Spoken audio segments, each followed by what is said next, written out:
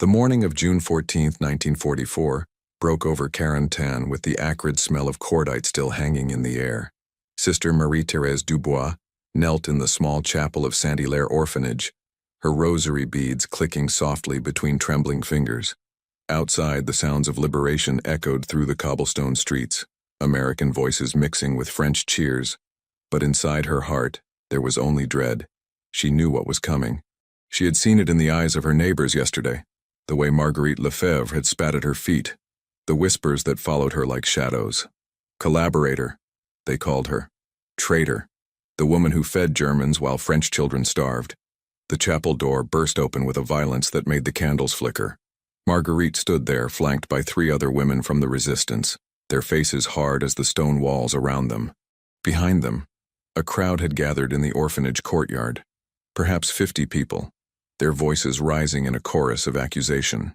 Sister Marie-Thérèse rose slowly, her black habit rustling in the sudden silence that fell when she turned to face them. She was 42 years old but looked older, the occupation having carved deep lines around her eyes and mouth. Marguerite's voice cut through the morning air like a blade. "You fed them, sister. We all saw it. German soldiers eating at your table while my sister died in a ditch with a bullet in her back." Her hand shook as she pointed, and Sister Marie-Thérèse could see the grief beneath the anger, raw and bleeding even after 2 years. The nun opened her mouth to speak, to explain, but Marguerite was not finished. "You gave them shelter, tended their wounds, smiled at them like they were guests instead of murderers. What do you have to say for yourself?" The crowd pressed closer, and Sister Marie-Thérèse could smell their rage, could feel the weight of 4 years of occupation demanding a reckoning.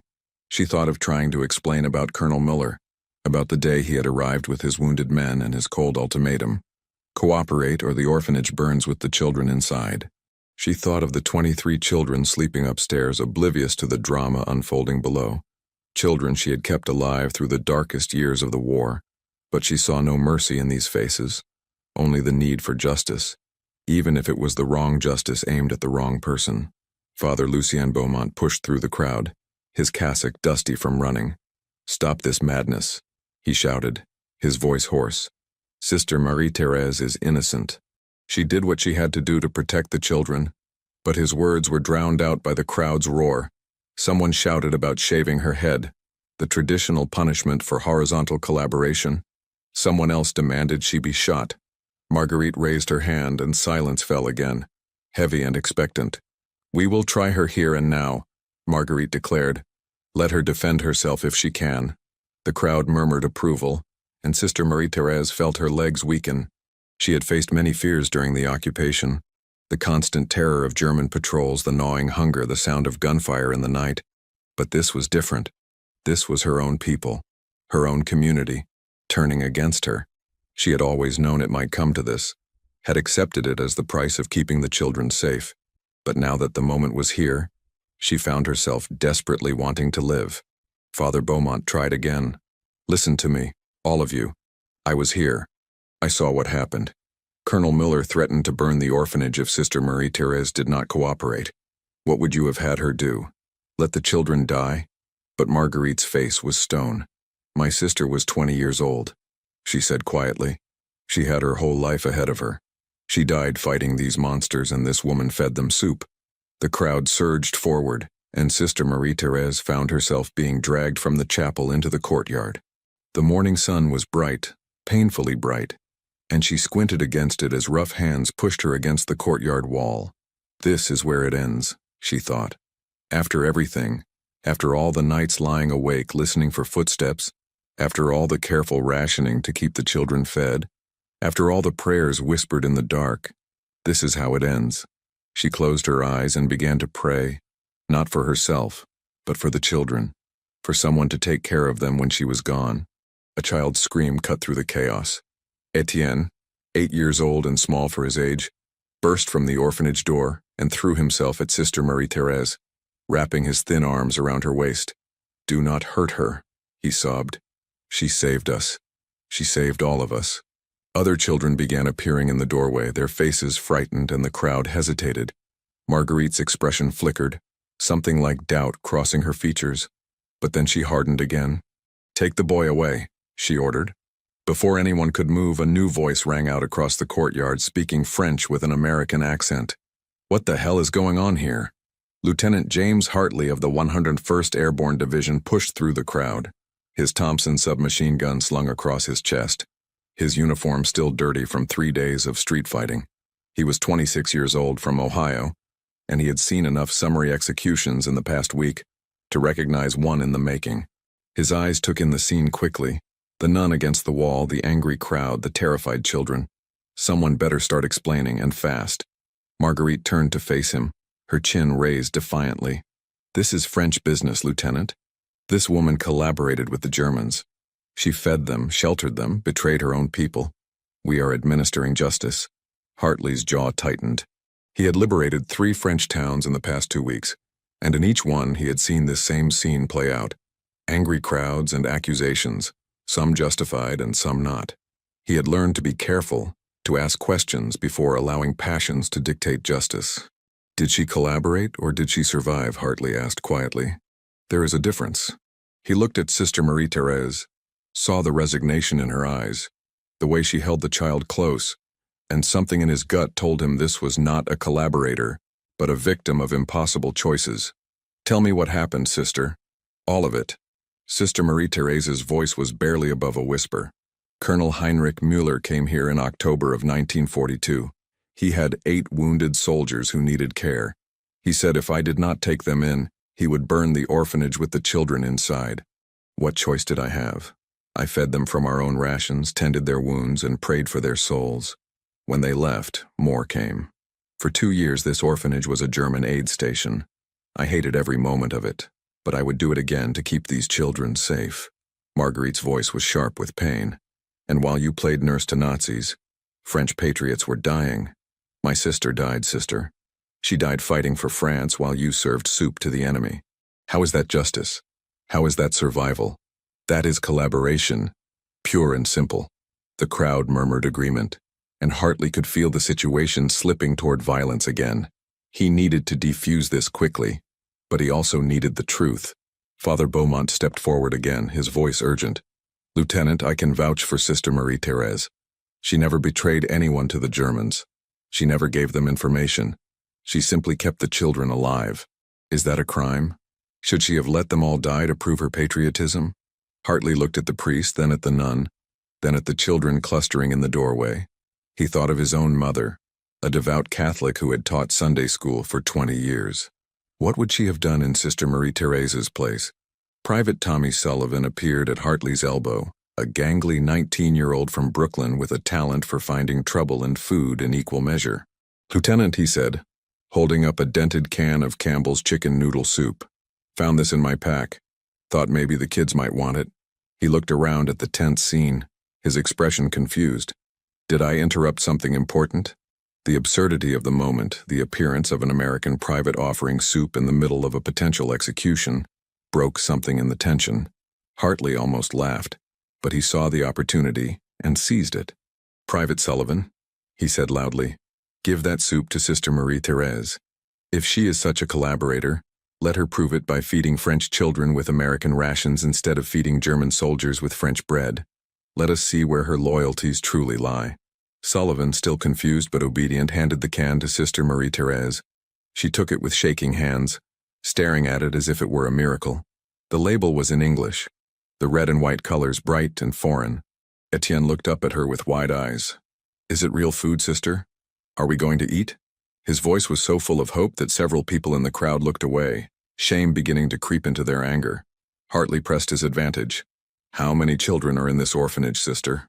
23, she answered softly. "And how many did you have when the Germans first came?" 23, she repeated. "Not one lost, not one given up, not one betrayed. I kept them all alive, Lieutenant. That was my collaboration. That was my crime.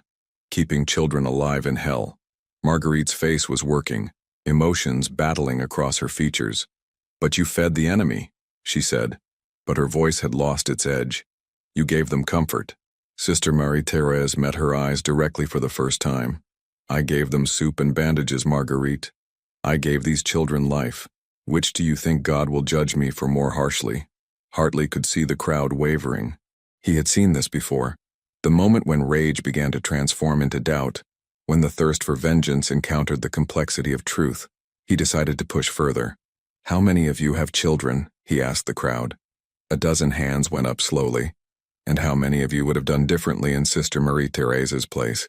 How many of you would have let your children burn to spite the Germans?" Silence answered him, heavy and uncomfortable. A woman near the back of the crowd spoke up, her voice trembling. "My son was here during the occupation. Sister Marie-Thérèse took him in when I could not feed him. She kept him alive. If she had refused the Germans, he would be dead now. Is that what you want, Marguerite? More dead children?" Other voices began to join hers, a slow trickle of support that grew into a stream.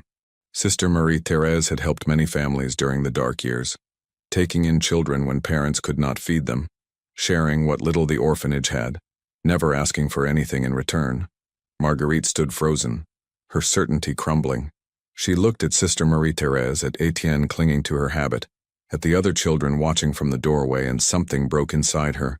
She began to cry, harsh sobs that shook her whole body.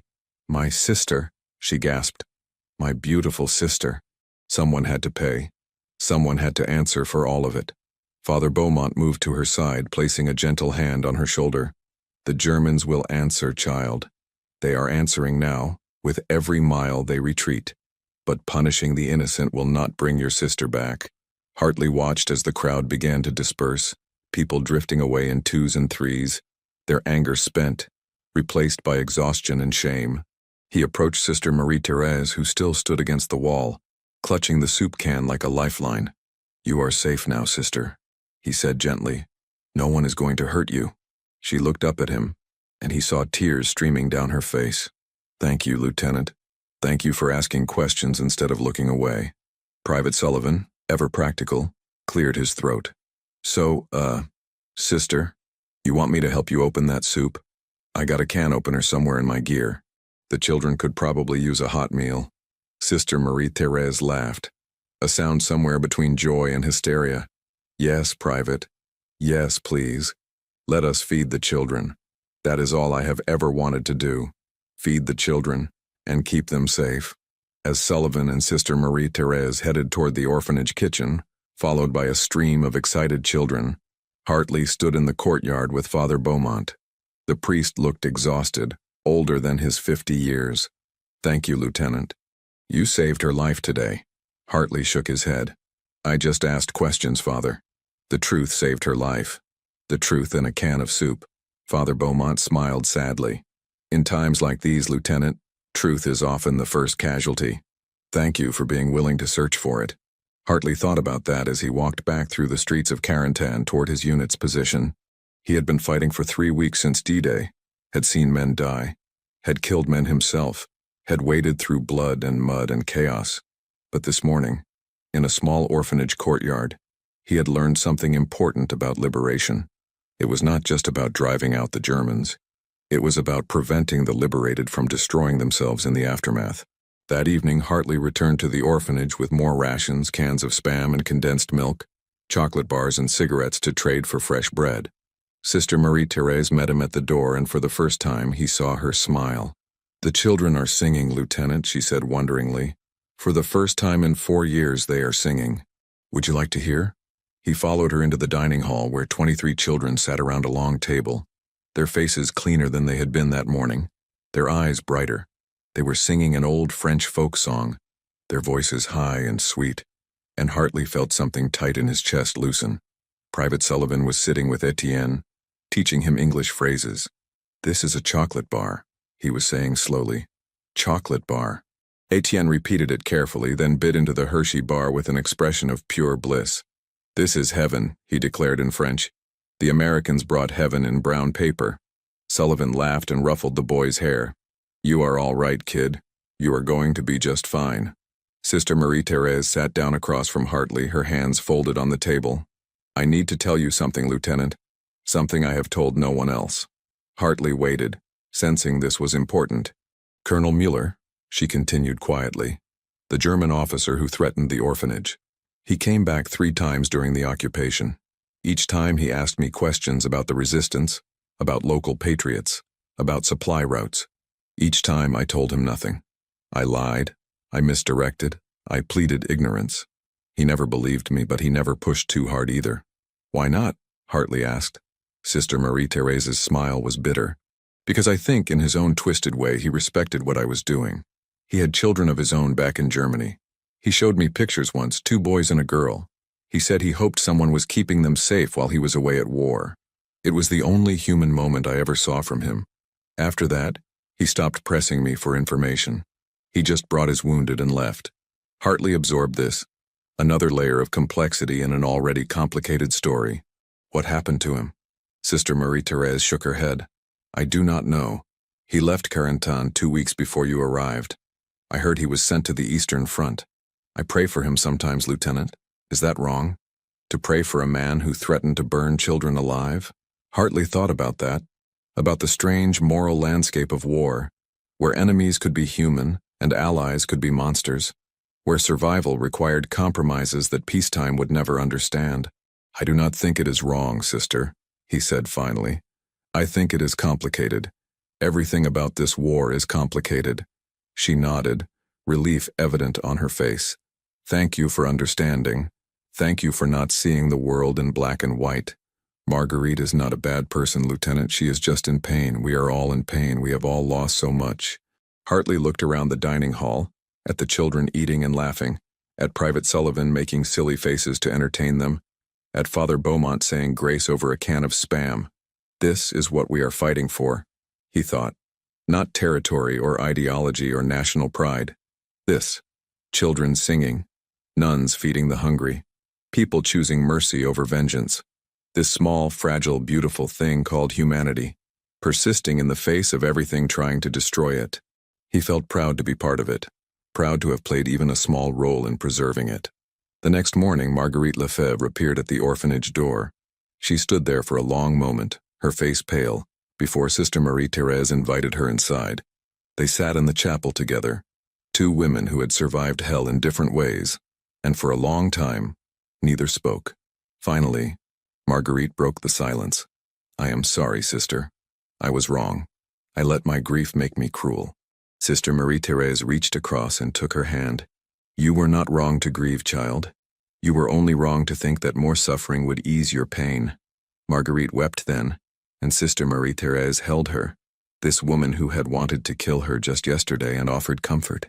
When the tears finally subsided, Marguerite asked, How do you do it, sister? How do you forgive? How do you move forward? Sister Marie-Thérèse was quiet for a moment, choosing her words carefully. I do not know if I have forgiven, Marguerite. I do not know if forgiveness is even possible for some things, but I know that hatred is a poison, and I refuse to let it destroy what the war did not. I choose to live. I choose to love these children. I choose to believe that tomorrow can be better than yesterday. That is all any of us can do. Marguerite nodded slowly. Can I help? With the children? I do not know anything about caring for children, but I want to do something good. Something that honors my sister's memory instead of dishonoring yours. Sister Marie-Thérèse smiled. We always need help, child. There is always more work than hands to do it. Come back tomorrow. Bring your strength and your sorrow, and we will put them both to good use. Lieutenant Hartley visited the orphanage several more times before his unit moved out, pushing east toward Paris. Each time he brought what rations he could spare, and each time he saw the children growing stronger, more hopeful. On his last visit, Etienne gave him a drawing, a crayon picture of an American soldier holding a soup can, standing next to a nun and a group of children. It is you, Etienne explained proudly. You are a hero, Lieutenant. Hartley felt his throat tighten. No, kid.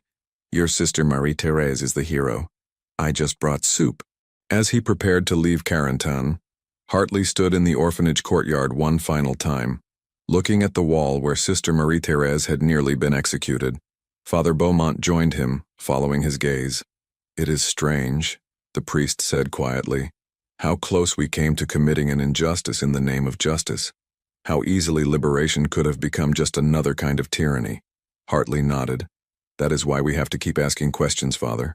That is why we have to keep looking for truth, even when lies are easier. Especially when lies are easier. The war continued, grinding eastward through France and into Germany itself. Hartley survived it, though he carried scars both visible and invisible. When he returned home to Ohio in 1946, he brought Etienne's drawing with him, framed it, and hung it in his study. Whenever anyone asked about it, he told them the story of the nun who faced execution in Carentan and the soup can that saved her life. It became his way of remembering that even in the darkest times, humanity could prevail if people were brave enough to choose it. Sister Marie-Thérèse continued running the orphanage for another 20 years, with Marguerite Lefebvre as her assistant and eventually her closest friend. They never spoke of that morning in June 1944, but it remained between them always, a reminder of how close they had come to tragedy, how easily pain could transform into cruelty, how much courage it took to choose mercy instead of vengeance. The children they raised together went out into the world carrying that lesson, spreading it like seeds in soil hungry for hope. In 1964, on the 20th anniversary of D-Day, a package arrived at the orphanage from America. Inside was a case of Campbell's chicken noodle soup and a letter from James Hartley, now a high school principal in Cleveland. Dear Sister Marie-Thérèse, the letter read, I have never forgotten that morning in Carentan, when a can of soup became a symbol of something larger than any of us understood at the time. I hope these cans find you well, and that the children you care for now are as blessed as those I met 20 years ago. You taught me that liberation is not just about defeating enemies, but about preserving our own humanity in the process. Thank you for that lesson. It has guided my life ever since. Sister Marie-Thérèse read the letter to the children at dinner that night, her voice trembling with emotion.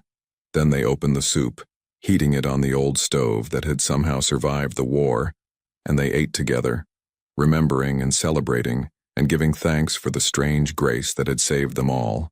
Marguerite raised her bowl in a toast. To Sister Marie-Thérèse, she said, to Lieutenant Hartley, to Private Sullivan and his can of soup, to all the small acts of kindness that defeat the great evils of the world. The children echoed her, their voices filling the dining hall with warmth and light. Years later, when Sister Marie-Thérèse was an old woman, bent with age but still sharp of mind, a historian came to interview her about the occupation. He asked her about the hardest moment of those years, expecting her to talk about hunger or fear or the constant threat of violence. Instead, she told him about that morning in June 1944, standing against the courtyard wall, certain she was about to die. That was the hardest moment, she said quietly. Not because I was afraid of death, but because I was afraid my death would mean nothing, that all the children I had saved would be left alone, that my sacrifice would be wasted.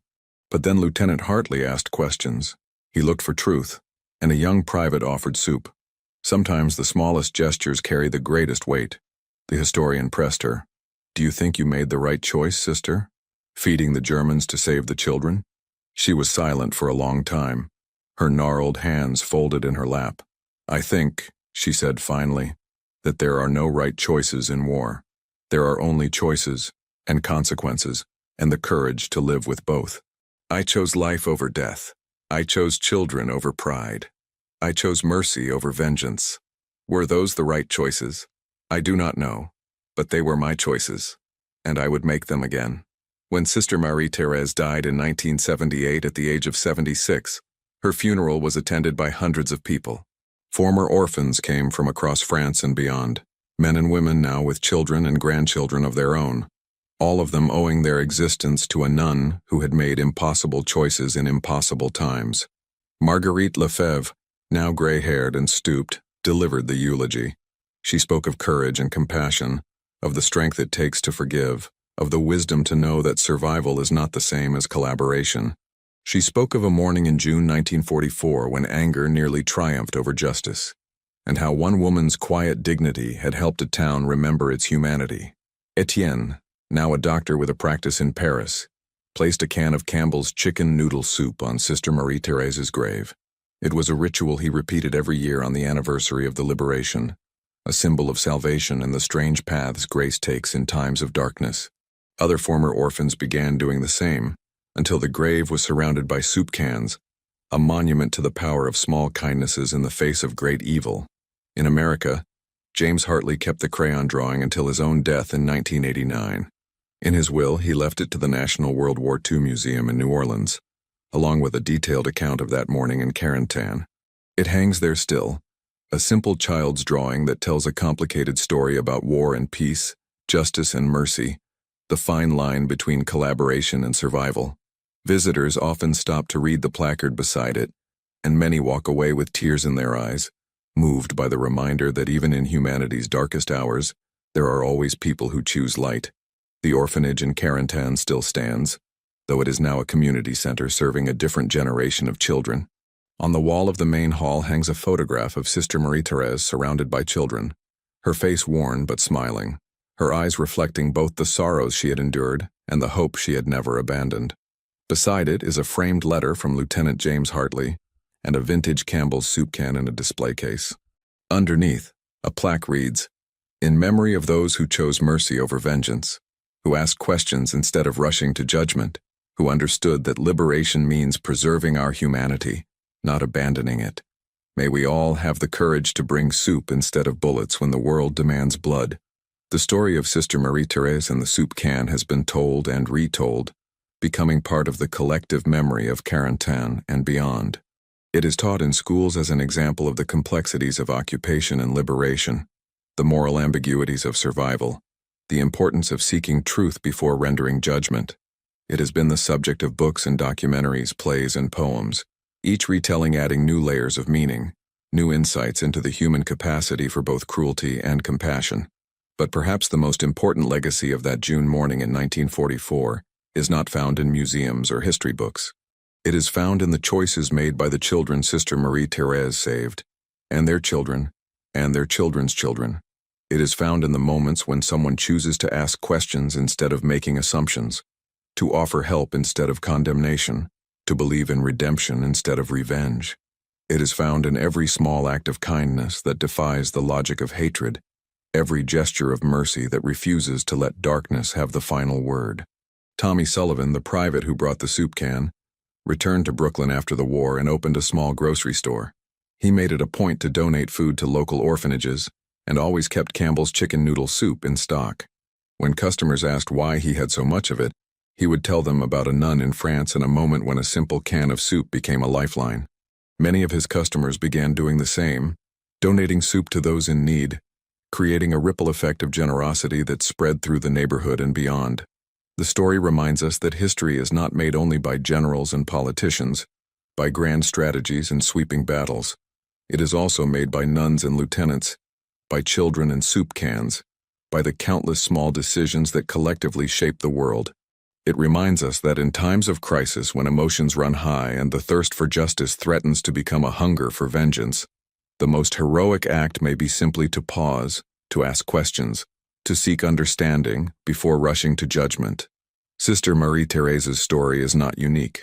Across occupied Europe, thousands of people faced similar impossible choices, forced to collaborate in small ways to survive, to protect loved ones, to preserve some fragment of humanity in an inhuman time. Many of them faced the same accusations after liberation, the same angry crowds, the same demand for immediate justice. Some were guilty of genuine collaboration, of betraying their neighbors for profit or ideology. But many others were like Sister Marie-Thérèse, victims of circumstance who did what they had to do to survive, to protect the vulnerable, to maintain some small space of decency in a world gone mad. The challenge of the liberation was to distinguish between these two groups, to render justice without committing new injustices, to punish the guilty without destroying the innocent. It was a challenge that many communities failed, swept up in the passion of the moment, eager to purge themselves of the occupation's stain through violence and retribution. But in Carentan, on that June morning in 1944, one American lieutenant chose to ask questions, one private chose to offer soup, one nun chose to speak truth, and one community chose to listen. It was not a perfect resolution. There were still wounds that would take years to heal, still suspicions that lingered, still pain that demanded acknowledgement.